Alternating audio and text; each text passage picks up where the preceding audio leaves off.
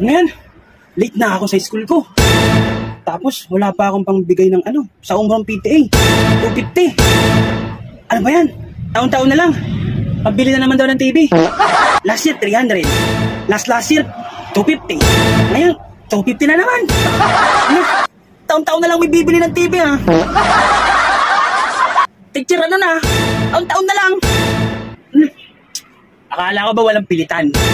Tapos, pag hindi kami nagbigay, hindi nyo pipirmahan yung clearance namin. Ha? Hindi nyo pipirmahan yung grade namin. Hindi nyo pipirmahan yung grade namin tapos yung clearance. Paano kami makakapag-grade 2? Galing kami sa grade 1 tapos grade 2. Tapos di nyo kami pipirmahan tapos sasabihin nyo walang pilitan. Ha? Walang pilitan.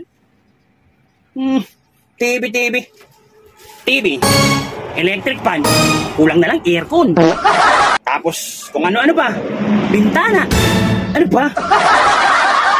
Ang mahal-mahal ng PTA nyo, ha? Mahal naman ng PTA nyo. Tapos, sasabihin nyo, hindi namin pinipilit ang mga magulang na magbigay ng Ha? Tingnan nyo. Tingnan nyo yung itsura ko. Hindi na naaasikaso ni mami ni daddy yung yung face ko. Kasi naghahanap sila ng pambayad dyan sa TV na hindi naman nagagamit araw-araw. Yun sa inyo, ha? Tapos, pag late ako, galit kayo. Tapos walang pambayad, galit kayo. Galit kayo. Tapos yung walang pambayad, pero todo effort, yung, alam niyo yun, yung, diretsuhin ko na. Alam niyo, tapos yung mga magulang na sip-sip, okay lang sa inyo yung estudyante nila na late, na kung ano-ano pa.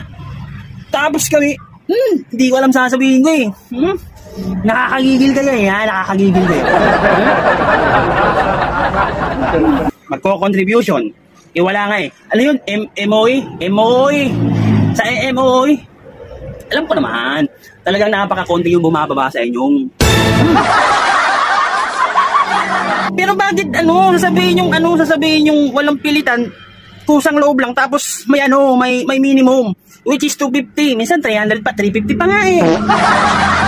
Walang pilitan, tapos di kayo pipirma ng clearance, tapos yung grade namin, hindi nyo ibibigay. Yung card namin, yung grade ng card, yung grade ng card namin, yung card ng grade namin pala. Hindi nyo ibibigay? Maayos ka mga teacher na mga sakim na teacher ha, yung iba. Yung iba mga sakim na teacher ha. Puro kayo eh. Gagagigil kayo eh. Na-stress yung mama ko tas papa ko. Ha? Tapos pag di nakapagbayad, galit kayo sa amin, sa mga estudyanteng katulad ko. Pag di nakapagbayad, tapos walang special treatment. Tapos yung nagbibigay sa inyo ng merienda ng soft drinks ng Coke ng Maruya. Love na love nyo, ha? Yan kayo eh, may mga favoritism din kayo mga ibang teacher dyan eh. May mga favoritism kayo eh, ha? Maayos kayo mga teacher ha? Nag-i-school ako dito ng maayos tapos pumapasok ako ng maaga.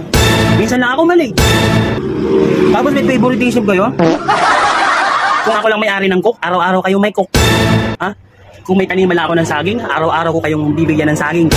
Ha? Hindi pa hinog. Kukunin ko na, bibigay ko na sa inyo. Nakaka-stress kayo yung mga puro contribution nyo. Sabi kayo, bahala ka nga dyan.